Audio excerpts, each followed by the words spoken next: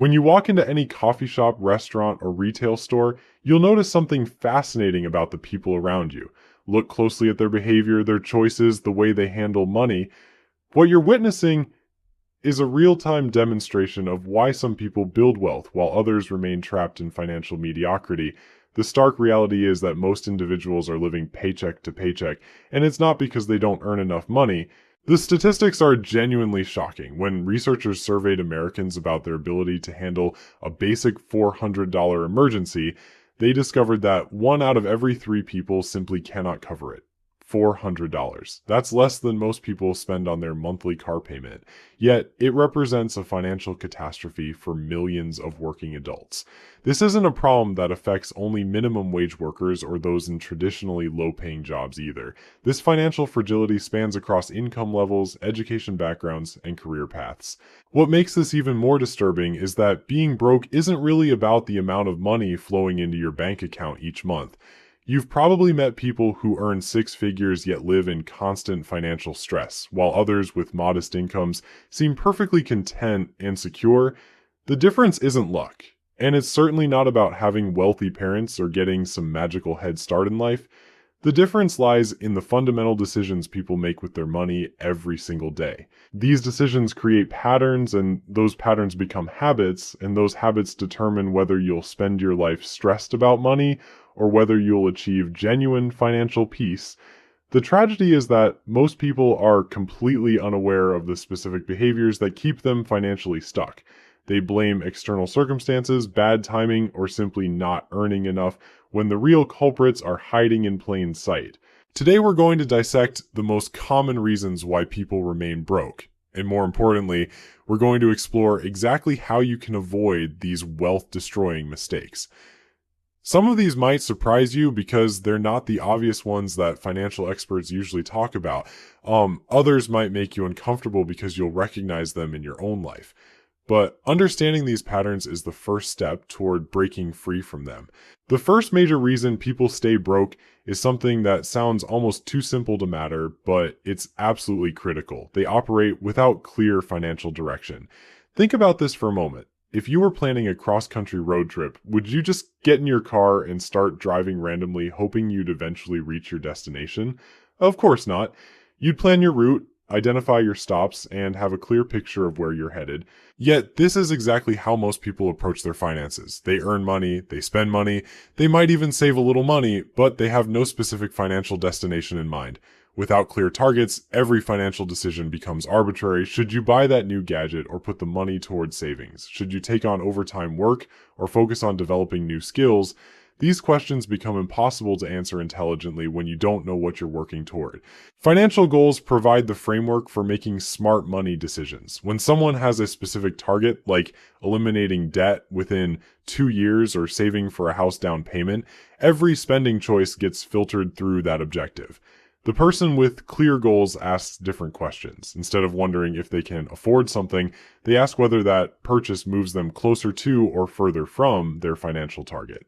The second reason people remain financially stuck is their complete lack of preparation for life's inevitable surprises. Remember that statistic about 1/3 of Americans being unable to handle a $400 emergency?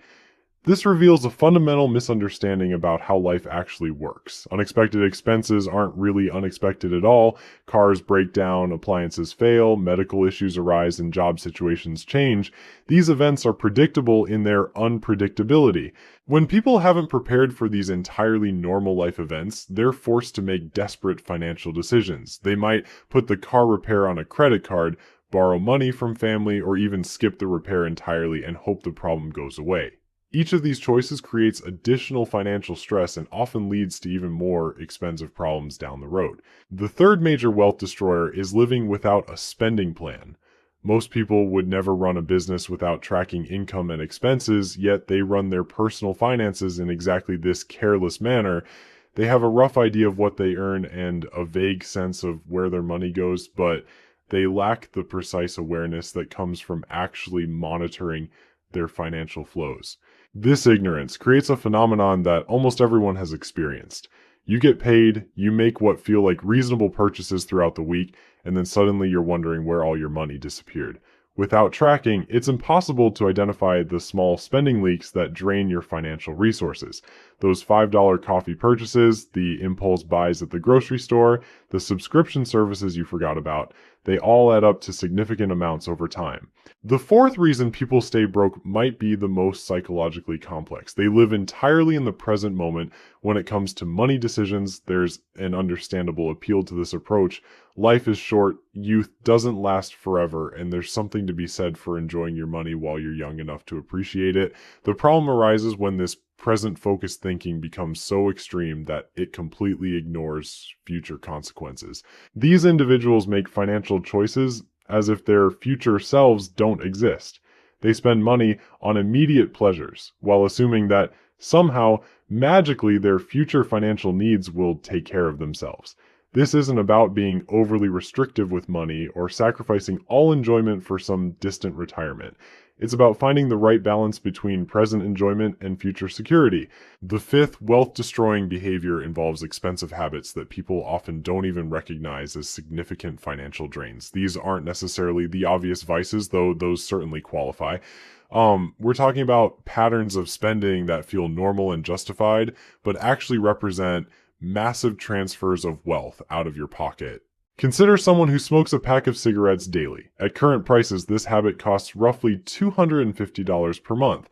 Over a year, that's $3,000. Over a decade, it's $30,000, not including the compound growth that money could have generated if invested instead. The same person who spends this amount on cigarettes will often claim they can't afford to invest money for their future. Similarly, frequent restaurant dining represents another major expense that people tend to underestimate. Grabbing lunch out daily, ordering dinner a few times per week, these seemingly small choices can easily consume $500 to $800 monthly. Again, this is money that could be building wealth instead of disappearing into temporary consumption. The sixth reason people remain broke involves their relationship with debt, specifically their inability to distinguish between debt that helps build wealth and debt that destroys it. Not all borrowing is created equal, yet most people treat every form of debt as essentially the same. Productive debt helps you acquire assets that generate income or appreciate in value over time. A mortgage on a rental property, student loans for high-value education, or business loans that fund profitable ventures can all be considered good debt. These borrowing decisions help you build wealth faster than you could by saving alone. Destructive debt, on the other hand, is money borrowed to purchase items that lose value immediately and provide no ongoing financial benefit. Credit card debt for vacations, car loans for vehicles beyond your actual needs, and financing for consumer goods all fall into this category. This type of debt not only charges you interest, but it's also secured by assets that are depreciating rapidly. What makes this particularly devastating is that destructive debt often enables people to make purchases they genuinely cannot afford. They're not just paying interest on these items, they're also stretching their budget beyond sustainable limits, which creates ongoing financial stress and limits their ability to build wealth through investing. As we continue exploring these wealth-destroying patterns, you'll start to see how they interconnect and reinforce each other, creating a cycle that keeps people financially trapped regardless of their income level. The seventh reason people remain financially stuck reveals something uncomfortable about human psychology. They make purchasing decisions based on what others might think, rather than what actually makes financial sense. This behavior is so common that it has become a defining characteristic of the modern consumer mindset, yet most people who engage in it would deny doing so if asked directly. Watch people at a shopping mall, observe social media posts, or notice what happens when someone gets a promotion at work. You'll witness this phenomenon repeatedly. Someone buys an expensive watch not because they need better timekeeping, but because they want colleagues to notice their success. Another person leases a luxury car they can barely afford because they believe it projects an image of prosperity. These decisions aren't driven by practical needs or genuine enjoyment. They're motivated by the desire to create impressions. The psychological trap here runs deeper than simple vanity. Many people have convinced themselves that looking successful will somehow lead to actual success. They believe that if they dress the part, drive the right car, and live in the right neighborhood, opportunities will naturally flow their way. While appearance certainly matters in some professional contexts, this thinking often becomes an expensive form of self-deception. The real irony is that truly wealthy individuals often display the opposite behavior. They drive older cars, wear modest clothing, and live in houses that are comfortable rather than impressive. They understand that every dollar spent on appearances is a dollar not working to generate more wealth. Meanwhile, people who are actually struggling financially are often the ones spending the most money trying to look rich. This appearance-focused spending creates a vicious cycle. The more money someone spends on looking successful, the less money they have available for actual wealth-building activities. They become trapped in a performance that requires increasingly expensive props, while their real financial situation deteriorates behind the scenes. Eventually, maintaining the facade becomes so expensive that it prevents them from ever achieving genuine financial success. The eighth wealth-destroying behavior involves a fundamental misunderstanding about how money should flow through their lives. Most people approach their finances backward. They pay everyone else first, then hope something will be left over for their own future. This might seem like the responsible approach, but it practically guarantees that wealth building will never become a priority. Here's how this typically plays out. Someone receives their paycheck and immediately starts paying bills, buying groceries, filling up their gas tank, and handling various other expenses. If anything remains at the end of the month, they might put it into savings or investments. The problem with this approach is that there's rarely anything meaningful left over. Life has a way of expanding expenses to consume available income, and when your own financial future gets last priority, it usually gets nothing at all. The alternative approach flips the sequence entirely. Before paying any bills or making any purchases, a predetermined amount gets directed toward investments and savings. This money gets treated like any other essential expense, something that must be paid regardless of what else is happening financially. Only after securing their own financial future do they handle other expenses with whatever remains. This shift in priority creates powerful psychological changes. When someone knows they've already taken care of their future self, they make different decisions with their remaining money. They become more creative about reducing expenses, more motivated to increase income, and more selective about purchases. They're forced to live on less than their full income, which prevents lifestyle inflation and creates sustainable wealth-building habits. The ninth reason people stay broke connects to their relationship with risk and opportunity. While some people are reckless with money, others are so afraid of any financial risk that they miss opportunities for growth. They keep their money in savings accounts, earning minimal interest while inflation slowly erodes their purchasing power. They avoid investing in stocks, real estate, or business opportunities because they might lose money, not realizing that not investing is itself a risky decision. This excessive caution often stems from a fundamental misunderstanding about risk. Many people view risk as something to be avoided entirely when successful wealth building actually requires learning to manage risk intelligently. The goal isn't to eliminate risk, but to take calculated risks that offer reasonable potential for reward while protecting yourself from catastrophic losses. Fear-based financial decisions also prevent people from taking advantage of opportunities that require some level of risk. They might pass up a chance to start a side business, invest in their education, or move to a city with better job prospects because these choices involve uncertainty. Meanwhile, they fail to recognize that staying in their current situation also involves risk, the risk of remaining financially stagnant while costs continue rising around them. The 10th wealth-destroying pattern involves their approach to income generation. Most broke people think about money in terms of trading time for dollars, and they never develop additional income streams. They work their regular job, collect their paycheck, and assume that working more hours is the only way to earn more money.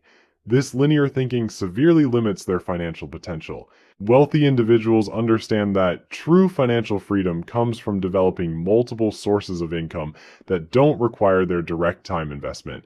This might include rental properties, dividend-paying stocks, business ownership, or royalties from creative work.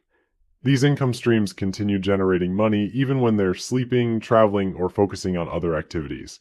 The transition from earned income to passive income requires initial effort and often some financial investment, which is why broke people struggle to make this shift. They're so focused on immediate financial needs that they can't invest the time or money required to build these alternative income sources. This keeps them trapped in the time for money exchange indefinitely. What makes this particularly challenging is that building passive income streams often requires reducing current consumption to free up resources for investment. Someone might need to live in a smaller apartment for a few years to save money for a rental property down payment, or they might need to work evenings and weekends to build a business while keeping their day job. These sacrifices feel difficult in the short term, but they're essential for long-term financial freedom. The 11th reason people remain financially stuck involves their relationship with financial education. Most people stop learning about money once they finish school, if they ever learned about it at all. They treat financial knowledge as something static rather than recognizing it as a skill that requires continuous development. Financial markets change, tax laws evolve, new investment opportunities emerge, and economic conditions shift. Someone who learned basic money management principles 20 years ago but hasn't updated their knowledge since then is operating with outdated information. They might be missing opportunities or making decisions based on circumstances that no longer exist. This lack of ongoing financial education also makes people vulnerable to bad advice and predatory financial products. Without sufficient knowledge to evaluate recommendations critically, they often make decisions based on whoever sounds most confident or whoever is trying to sell them something. They might pay excessive fees for investment products, fall for get-rich-quick schemes, or make major financial decisions without understanding the long-term consequences. The wealth-building journey requires understanding concepts like compound interest, tax optimization, asset allocation, and risk management. These aren't complex topics, but they do require some study and practical application. People who commit to continuously improving their financial knowledge gain significant advantages over those who remain financially illiterate. As we've explored these patterns, you've probably recognized some of them in your own life or in the lives of people around you. The encouraging news is that awareness is the first step toward change, and every one of these wealth-destroying behaviors can be modified with the right approach and commitment. The most important thing to understand is that breaking free from these patterns doesn't require a complete life overhaul or some dramatic transformation. Small, consistent changes in how you handle money can produce remarkable results over time. The key is choosing one or two areas where you're currently making wealth-destroying decisions and focusing on improving those specific behaviors. Start by examining your relationship with financial goals. If you've been drifting without clear targets, take time this week to define exactly what you want to achieve financially. Make these goals specific and time-bound. Instead of saying you want to save more money, decide that you want to accumulate $15,000 within 18 months. Instead of hoping to get out of debt someday, commit to eliminating all credit card balances within 2 years. Once you have clear objectives, every financial decision becomes easier to evaluate. When you're tempted to make an impulse purchase, you can ask yourself whether that expense moves you closer to or further from your goals. This simple filter will help you avoid countless wealth-destroying decisions without feeling like you're depriving yourself of everything enjoyable. Next, address your emergency preparedness. If you're currently part of that 1/3 of Americans who couldn't handle a $400 surprise expense, make building a basic emergency fund your immediate priority. Start small if necessary. Even $50 set aside specifically for emergencies is better than nothing. Gradually increase this amount until you have enough to cover several months of essential expenses. This emergency fund serves multiple purposes beyond just handling unexpected costs. It provides psychological peace of mind that reduces financial stress, and it prevents you from making desperate decisions when problems arise. Most importantly, it breaks the cycle of going into debt every time life throws you a curveball. The budgeting component requires honest assessment of where your money actually goes each month. You don't need complicated software or elaborate spreadsheets. Simply track every dollar you spend for 1 month, categorizing expenses as you go. This exercise alone will reveal spending patterns that might shock you. Many people discover they're spending significantly more than they realized on categories like dining out, entertainment, or small impulse purchases. Once you understand your current spending patterns, you can make informed decisions about where to reduce expenses. Focus on categories where you're spending more than you intended, rather than trying to eliminate all enjoyment from your budget. The goal is sustainable change, not temporary restriction that leads to eventual rebellion against your financial plan. Regarding expensive habits, calculate the true annual cost of your regular indulgences that daily coffee shop visit, the frequent takeout orders, the subscription services you rarely use. Add up these amounts and consider what that money could accomplish if redirected toward wealth building. You might discover that seemingly small expenses are actually major obstacles to your financial progress. When it comes to debt, develop a clear strategy for elimination, while simultaneously avoiding new destructive borrowing. List all your debts with their balances and interest rates, then focus extra payments on the highest interest obligations first. This mathematical approach minimizes the total amount you'll pay over time. Meanwhile, commit to avoiding new debt for consumer purchases. If you can't pay cash for something, you probably shouldn't buy it. The appearance-focused spending trap requires honest self-reflection about your motivations for major purchases. Before buying anything significant, ask yourself whether you're making this decision to solve a practical problem or to create an impression. If the honest answer is impression management, consider whether that temporary satisfaction is worth the long-term financial cost. Implementing the pay yourself first principle starts with automation. Set up automatic transfers from your checking account to investments and savings accounts immediately after each paycheck arrives. Start with whatever amount feels manageable, even if it's just $50 or $100 per month. The specific amount matters less than establishing the habit of prioritizing your financial future. As your income increases or your expenses decrease, gradually raise these automatic contributions. Many people find that they quickly adapt to living on less than their full income once the money is automatically diverted before they have a chance to spend it. For those ready to move beyond traditional employment income, start exploring opportunities to develop additional revenue streams. This might involve freelancing in your area of expertise, starting a small online business, or investing in income-producing assets like dividend stocks or rental properties. These ventures typically require time and effort before they generate meaningful income, but they represent the path toward true financial independence. The education component involves committing to continuous learning about money management, investing, and wealth building. Read books, follow reputable financial websites, listen to podcasts, or take courses that expand your financial knowledge. The more you understand about how money works, the better decisions you'll make throughout your life. Remember that wealthy people aren't necessarily smarter or more disciplined than everyone else. They've simply developed better financial habits and made those habits automatic through consistent practice. Every person who has built substantial wealth started with the same basic principles we've discussed today. The path from broke to financially secure isn't mysterious or complicated. It requires making different choices with your money consistently over time. Some of these choices involve spending less on certain things so you can invest more in your future. Others involve taking calculated risks to increase your income or develop new revenue sources. What separates people who successfully build wealth from those who remain financially stuck isn't luck, inheritance, or exceptional income. It's the willingness to acknowledge wealth-destroying behaviors and systematically replace them with wealth-building habits.